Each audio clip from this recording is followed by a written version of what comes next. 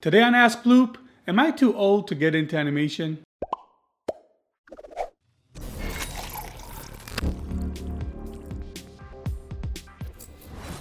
Welcome to AskBloop, more from BloopAnimation.com. It's Friday and it's time for your questions.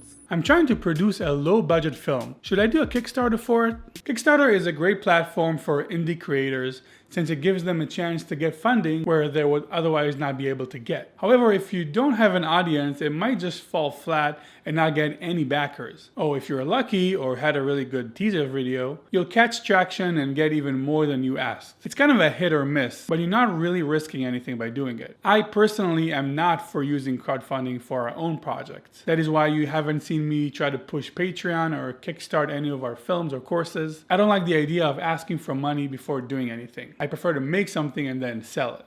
Not to mention avoiding the fees you have to pay to the platform. But that's just my own take on it. I do believe that for many people, it's a really good solution. Can you please do a course on Dragon Frame or other stop motion software? I definitely plan on producing a stop motion course at some point in the future. It's a bit more complicated to produce than the other animation courses we've done, but it's on the list. Is animating in Blender different from animating in a more professional software like Maya? The nice thing about animation, which is different from other 3D tasks, is that it works pretty similarly in most programs. The idea of animation remains the same in almost all cases. You have a skeleton or a rig, which you then move around and keyframe in different points in time. I'm talking about 3D animation, of course. That is why it's relatively easy for animators to transition between softwares. And it also means that, to answer your question, no, the animation process is not so different in Blender compared to Maya. When you get to lighting, rendering, and textures, the differences get more complex. I just turned 22 and want to be a professional animator, but I keep obsessing over my age because other professional animators were at my age or younger when they started at the industry. Can I become a professional animator at my age? Of course, 22 is still very young. That is the age I was when I moved to New York to start my education. Then add 4 years of school to that,